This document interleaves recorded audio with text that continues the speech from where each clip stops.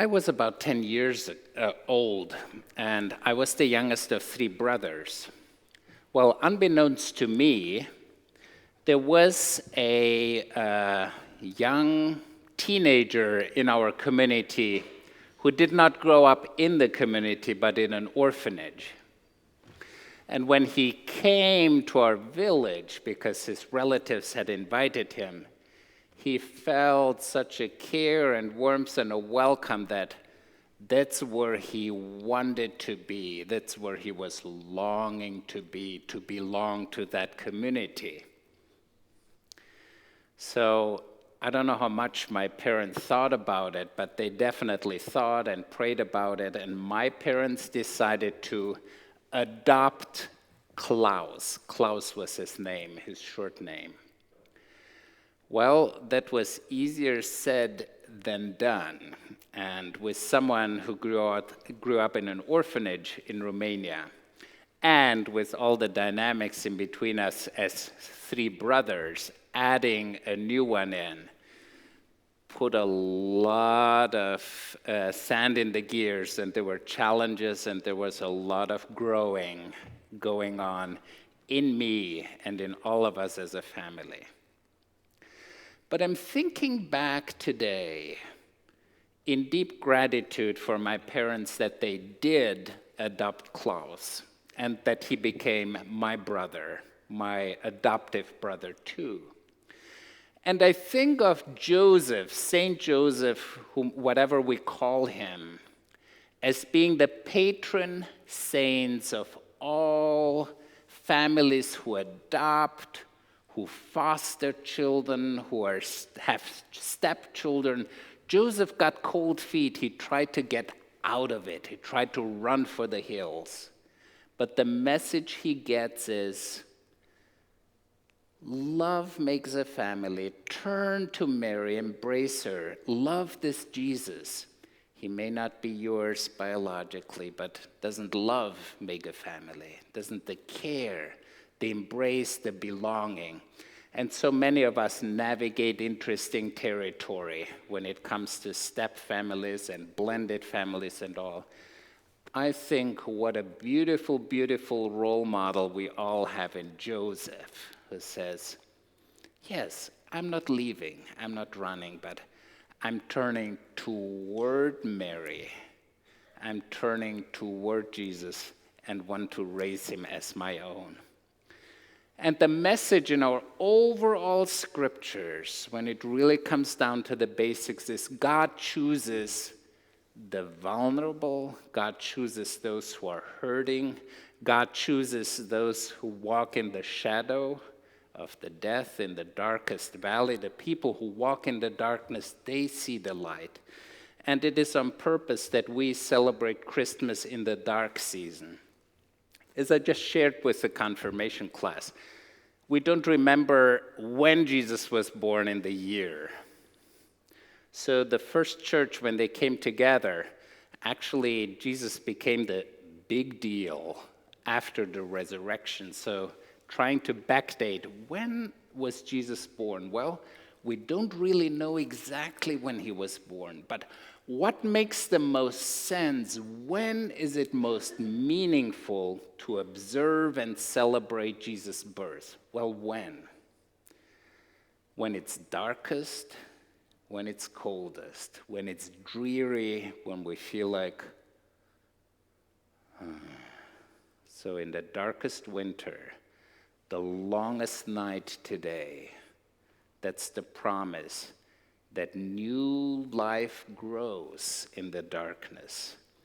New life is sprouting and growing, the shoot from Jesse's stump, the tree that has been cut off. Love. What does love look like? Well, to me, love looks like Joseph. Joseph who doesn't run, but Joseph who cares and embraces. What does love look like? Well, love to me looks like what my parents did in adopting Klaus and inviting him and embracing him and having him become part of our family. What does love look like? Self-love. Sometimes we forget to love ourselves in the hustle and bustle in all that we do. What does that look like? Well, my friends, give yourself a break when it comes to vacuuming and cleaning and window washing and it's going to be Christmas, even if it's not picture perfect. Yes, tell you what, don't tell my wife. We get some of the baked goods from Whispering Pines and from Weavers and so on. We don't do all the baking anymore. They taste phenomenal. We don't, yes. I tried to put my label on, baked on Saturday. No, I'm not doing. Yes. So where and how can we let go and think it does not really depend that it's all perfect, that self-love? What is the loving thing to do? We all face situations. We all face struggles and challenges in our lives, don't we? And Joseph had that choice. According to the law, Moses' law, he could have let Mary, not just let her go, but he could have dragged her into court and stoned her and accused her and whatever. So there were legal prescriptions. He could follow the law to the T. That's not what Joseph did. Love supersedes the law. That's what Joseph acted on. And the Emmanuel, the angels who appears to Joseph in the dream, what does he say? Do not be afraid. Well, we're in interesting territory, aren't we? Worrying, being concerned, being afraid, being what's going on in our community, in our families, in our country, in the world. The message of the angel is, do not be afraid. Be bold, be kind, be loving. Be your best self and let your light shine. God is with us. God is among us. The story goes that there was a monastery with many monks going on, and because, I don't know why and what happened, but it fell in disarray, and they didn't treat each other very nicely, so it went kind of, just fell apart. So they thought of, what can we do? What can we do? So they went to a hermit who was up in the mountain, who was meditating and connecting with God in prayer and was always deeply grounded. And they asked him to come, and he came, and he looked, and he observed, and he paid attention, and they asked him, well, what can we do?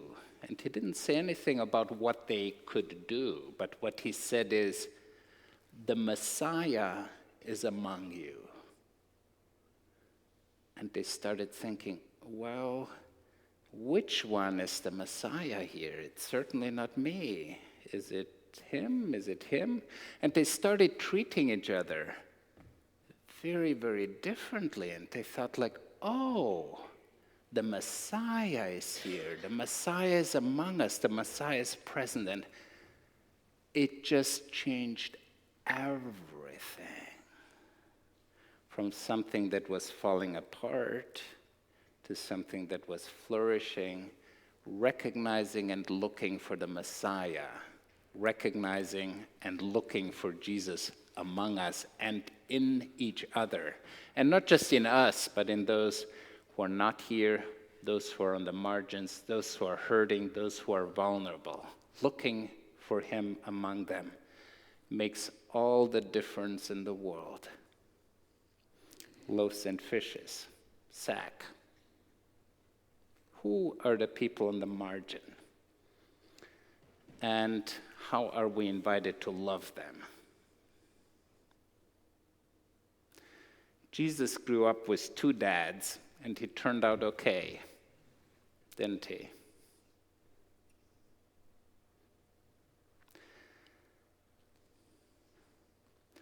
I'm so grateful that my parents adopted Klaus. It was the loving thing for them to do. How do you love?